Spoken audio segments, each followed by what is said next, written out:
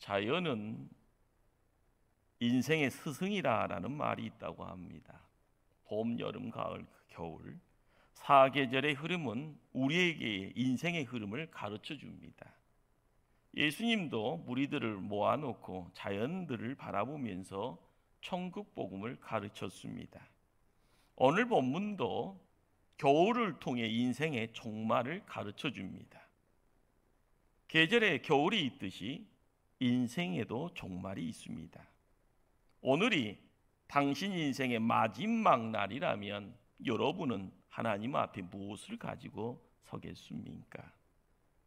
겨울을 준비하는 동물들의 지혜를 보게 됩니다. 철새와 사슴처럼 자신들이 살기 좋은 따뜻한 곳으로 이동하는 동물들이 있습니다. 반면에 먹지도 않고 움직이지도 않고 죽은 듯 땅속에 동면하여 겨울을 나는 짐승들이 있습니다. 반면에요, 털갈이를 통해 두툼한 털을 만들어 도망가지도 않습니다. 피하지도 않습니다. 겨울을 직면하는 짐승들이 있습니다. 인생의 겨울을 맞이하는 사람들의 유형을 살펴볼 때도 마찬가지입니다.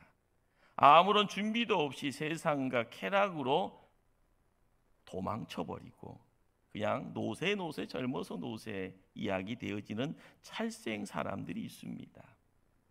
부정적이고 소극적으로 대처하면서 그러나 벌벌 그냥 떨기만 하는 동면형의 사람도 있습니다. 그러나 지혜로운 사람은 가치관의 털갈이, 우선순위의 털갈이, 믿음의 털갈이를 통해 종말을 적극적으로 대처하고 준비합니다. 나인오드 리버의 기도문 중에 이런 기도가 있습니다. 하나님이여, 고칠 수 있는 것에 대해서는 그것을 고칠 수 있는 용기를 주시고 고칠 수 없는 것에 대해서는 그것을 받아들일 수 있는 냉정함을 주시옵소서. 또한 고칠 수 있는 것과 고칠 수 없는 것을 식별할 수 있는 지혜를 주시옵소서. 인생의 봄에 부지런히 씨 뿌리고 준비한 자는 여름날 인생의 성장을 경험합니다.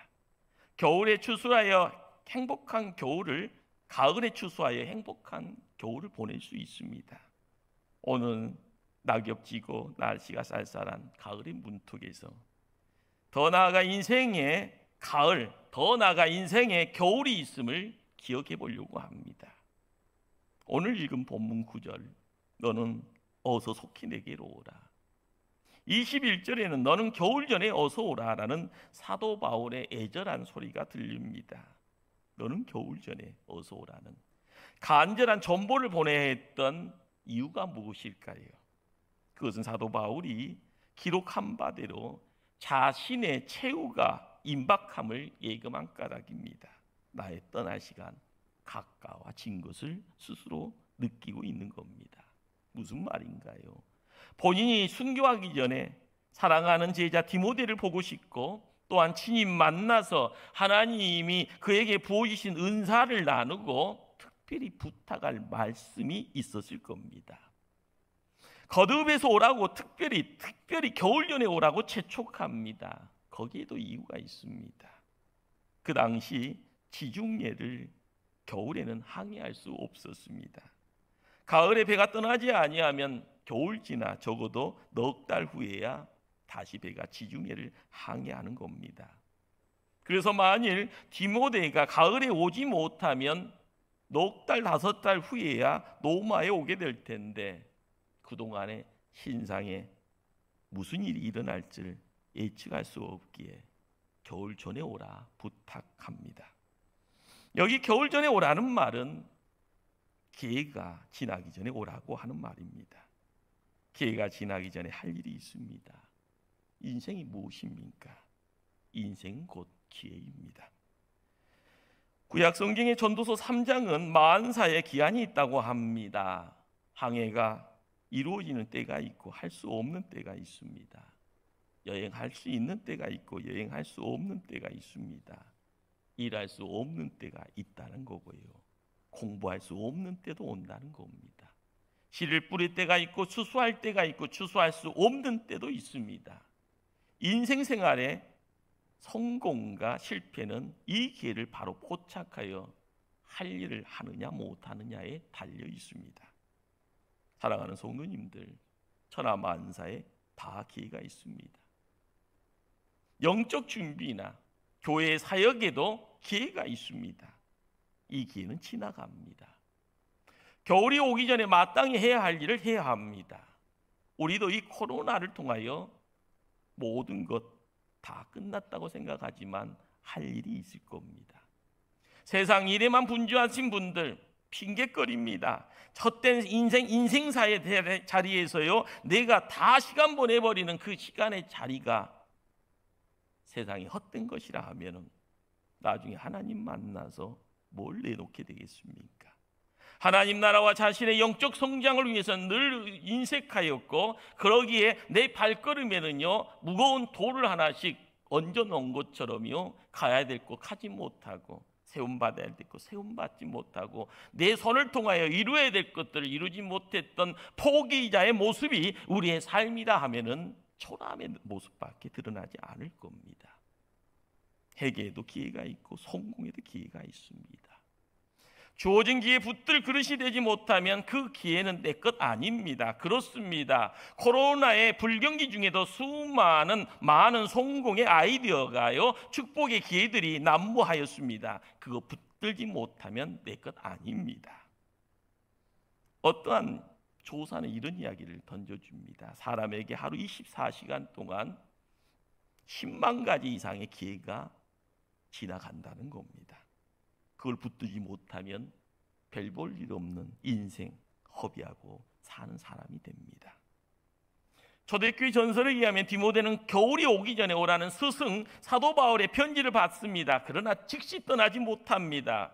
교회에 잡다한 일을 처리하고 지주기로 나갔더니 이미 겨울에 찬바람이 백기를 다 중단시켜버린 겁니다.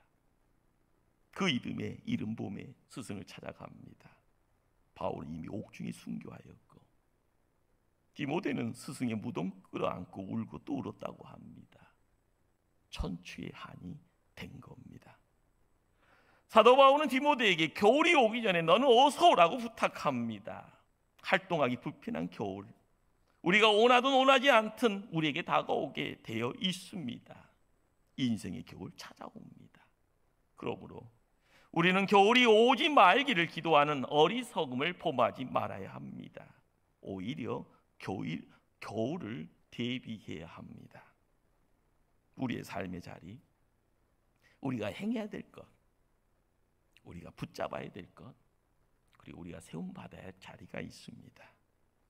사도 바울은 오늘 본문에 앞서 6장 6절, 7절, 8절에서 이런 고백을 합니다. 전제와 같이 내가 벌써 부어지고 나의 떠날 시간이 가까웠도다. 나는 선한 싸움을 싸우고 나의 달려갈 길을 마치고 믿음을 지켰으니 이제 후로는 나를 위하여 의의 멸류관이 예비되었으므로 주 곧 의로우신 재판장이 그날에 내게 주실 것이며 내게만 아니라 주의 나타나심을 사모하는 모든 자에게도니라. 바울이 이 말을 할 당시의 나이는 대략 70세 쯤으로 추측이 됩니다. 이제는 인생의 겨울을 맞이한 겁니다. 나의 떠날 기약이 가까웠고 전제와 같이 부음이 되고, 부음이 되었다는 것은요 피를 쏟아서 준비된 제단에 부어진다라는 뜻. 그렇습니다. 무슨 말일까요? 피를 쏟아 붓는 제사가 이미 드려지고 나의 생은 이것으로 끝난다. 이 말은요 본인이 마지막 죽음의 자리 순교가 마지막 본인의 시야에 비춰지고 있는 겁니다. 이 땅에 예수님이 오셔서요 공생의 3년을 방언하시며 골고다 언덕을 바라보며 십자가에 못 박힘을 3번을 예언을 합니다. 제자들에게. 겟세마네 동산에서요 기도의 자리에요 땀이 피가 되어지는, 피가 땀이 되어진 뜻. 그 모든 것이요 내 육신이요 우리의 삶 속에서 해야 될 것을 하지 못하고요 할 수 없는 것을 하고자 몸부림치는 그런 몸부림의 현장이요 우리의 삶의 자리입니다. 할 만큼 했는데도 안 됩니다. 열심히 냈는데도 안 됩니다. 사람의 힘으로 할 수 없는 불가능의 자리가 있건만 그 너머의 것에서요 하나님은 다 내려놓으라고요. 사도 바울에게도 예수님의 그 마지막의 자리가 함께 어울려지는 것입니다. 사도 바울은 이렇게 말합니다. 13절에요. 내가 들어와 가보의 집에 둔 겉옷을 가지고 오라. 점점 추워지는 것을 느낍니다. 추운 겨울 나기를 위해서 옷을 가져오라 부탁합니다. 그러나 이것은 육신적인 의미로서만의 겨울 맞이한 것이 아닌가 봅니다. 10절에서는 또 무슨 말을 기록하는가 하면은요, 데마는 이 세상을 사랑하여 나를 버리고 데살로니카로 떠났고, 디도는 달마디아로 갔고, 이제는 누가만 나와 함께 있다. 주변에 있던 이들이 다 무슨 이유든지 떠납니다. 혼자만 겪는 애로움이 그를 더욱 춥게 만든 겁니다. 또한 특별히 그는 자기의 생을 반성합니다. 그러면서요, 한 인물을 데리고 오기를 부탁합니다. 마가를 데리고 와라. 마가라는 인물은요, 사도 바울이 1차 선교 여행의 동반자입니다. 무슨 이유인가? 도중에 병이 걸려요. 보름 정도 꼼짝 못하고 선교팀 자체가 고생합니다. 마가의 병이요, 겨우 앓게 되자마자 무슨 까닭인지 마가가요 포기한다고 합니다. 그리고 고향 집으로 가겠다고요 땡깡을 놓게 됩니다. 세월이 지나서 2차 선교 여행을 떠나려고 할 때요, 마가를 데리고 가야 되냐 말아야 되냐, 사도 바울은 안 된다고 하죠. 바나바 선생은요, 마가도 데리고 가자. 그리고 나서 심하게 다툽니다. 그리고 나서 바나바와 바울이 헤어지게 됩니다. 세월이 지났건만 마음의 한구석에 답답하게 담겨져 있는 것. 인생의 겨울이 다가오니, 최후의 날이 다가오니 사도 바울은 과거의 마가와의 일을 괴로워합니다. 마음 아파합니다. 때문에 그를 만나 화해도 하고 싶고요, 그를 격리해서 교회 기둥 삼기를 원하기에 마가 좀 데려오라 부탁하고 있는 겁니다. 여러분의 겨울이 다가올 때 꼭 만나야 될 사람이 있습니까? 더 늦기 전에 찾아가시길 바랍니다. 용서하시고요, 화해하시고요, 서로의 잘못을 가리기 이전에 그의 마음 아프게 한 것이 사실이기에 내 입에서 비난과 칭찬의 말들이 난무합니까? 내 마음이 지금 지옥입니다. 내 입에서 늘 감사와 칭찬과 격려와 남의 장점을 살려주는 말이 나오고 있습니까? 지금 내 마음이 천국입니다. 우리의 삶의 자리에요, 언제 잘났다고 이야기할 수 있을까요? 위태위태합니다. 또한 바울은 가죽 종이에 쓴 것을 가져오라고 합니다. 이 가죽 종이라는 것은 헬라어로는요, 비블리아, 요즘 말로 이야기하면은요, 성경책을 말합니다. 성경을 가져오세요. 지금은 인쇄술이 발달해서 성경책 갖고 다니기가 편합니다. 그 당시 성경은요, 가죽 두루마리라 너무 부피도 크고 무거워서 갖고 다니기 불편합니다. 죽음의 때가 다가옴을 느낀 바울은요, 맡겨 놓았던 성경책 좀 가져오라고 합니다. 무슨 이유일까요? 성경을 읽고 마음이 있는 겁니다. 금년은 코로나 인한 걱정거리가요, 코로나의 절벽이 되어서 모든 것을 다 막아버리고 닫아버렸습니다. 뭔가를 잘해보려고요 결심했건만 지금은 헛되이 한 해를 보내는 느낌입니다. 그러나 남은 시간이 있습니다. 우리의 삶을 말씀 앞에 세워보기를 바랍니다. 버려야 할 것이 무엇인가? 남겨야 할 것이 무엇인가? 하나님 앞에서까지 가지고 갈 만한 뭔가 남아있는가? 허무한 것들 뿐입니까? 성경을 가지고 오너라. 사도 바울은 성경의 말씀의 거울 앞에 자신을 서보고 싶은 겁니다. 이제껏 내가 잘했건 못했건 말씀 붙잡고 앞만 보고 달려갈게요. 말씀의 거울 앞에 본인을 덜커덩 세워보고 싶은 겁니다. 사랑하는 성도님들, 겨울이 가까이 왔을 때 우리는 무엇을 생각합니까? 하고 싶은 말, 속에 있는 것 그냥 마음껏 소리치고 싶습니까? 오히려 귀를 열고 하나님 음성 들으시길 바랍니다. 하나님의 말씀을 귀를 기울일 때 우리의 삶 가운데 붙잡아야 될 것, 내려놓아야 될 것, 내가 마지막까지 집중해야 될 것, 우리의 삶 속에 모습 드러낼 줄 압니다. 우리의 삶 속에서요, 그 무엇보다도 하나님 말씀보다 더 먼저 앞설 것이 없습니다. 아무리 바빠도요, 사도 바울처럼 멀리 둔 성경책을 찾아다가 좀 더 진솔하게 진실하게 하나님 앞에 내 자신을 맡겼던 모습처럼요, 우리도 이 시대에 혼란입니다. 부조화의 자리입니다. 어떤 것이 진짜라고 이야기할 수 없는 계속 반복되어지는 그런 시간대에 놓여져 있습니다. 우리가 말씀을 조용하게 듣기를 사모하고 말씀 앞에 무릎을 꿇어봅시다. 거기에 거울을 이길 수 있는 힘이 있게 해요. 하나님 앞에 조금만 더 가까이. 인생의 교훈을 아는 사람은 영적인 일에 힘을 쓸 수밖에 없습니다. 영원한 세상입니다. 하나님 나라입니다. 말씀이 능력이라 이야기하고요, 그 말씀 위로 천지가 창조되었고 그 말씀 앞에 귀신이 놀라 36개 주랭랑쳤다고 합니다. 그 말씀 안에서요, 새로운 역사가 일어납니다. 우리가 이 땅 살아가면서요, 내가 갖고 있는 지력이 최고입니까? 금력이 최고입니까?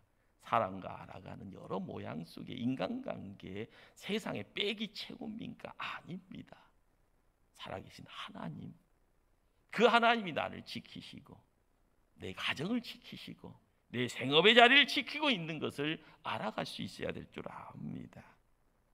더 나아가요, 본문 14절에 사도 바울은 이런 고백을 합니다. 구리 세공업자 알렉산더가 내게 해를 많이 입혔음에 라고 말하죠. 구리 세공업자란 옛날에 구리로 우상 만드는 사람을 말합니다. 우상 만들어 장사하는 사람이요, 대박이 아니라 쪽박을 차게 됩니다. 누구 때문에요? 사도 바울 때문에. 막대한 손해를 보았기 때문에 바울을 심히 괴롭혔다라는 겁니다. 바울에게 있어서는 그의 목회 사역을 방해했던 아주 온수 같은 사람이 누군가, 구리 세공업자 우상 만드는 알렉산더라는 것이죠. 그는 자기를 괴롭혔던 사람에 대해서요, 무슨 말을 합니까? 주께서 그 행한 대로 그에게 갚으시리니 하나님께 맡겨버립니다. 내가 더 이상 미워할 필요가 없습니다.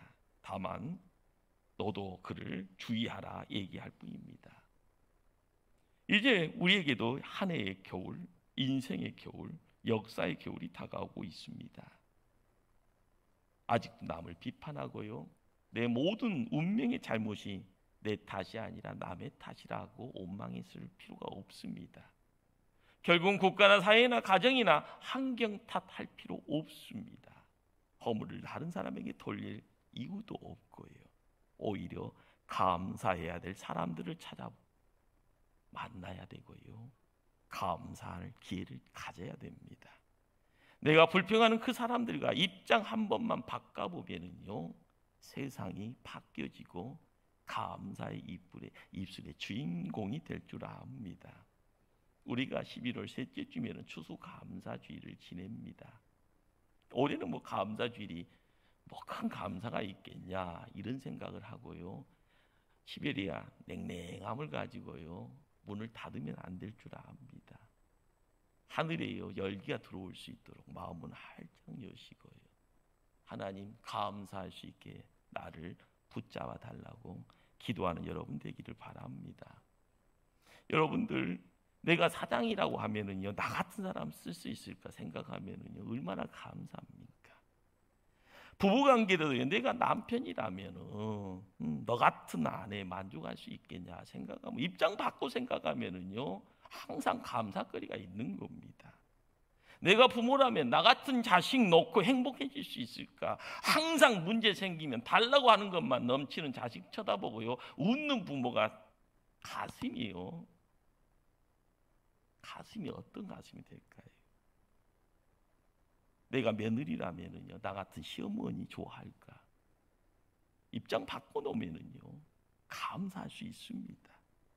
현재 내 모습 이대로 하나님 은혜입니다. 고백하시길 바랍니다. 그 모양입니다. 그렇지만 그 모양 때문에 하나님의 복이 임하는 겁니다. 내가 바뀌고요 더 큰 그릇 되면은 더 큰 복이 임합니다.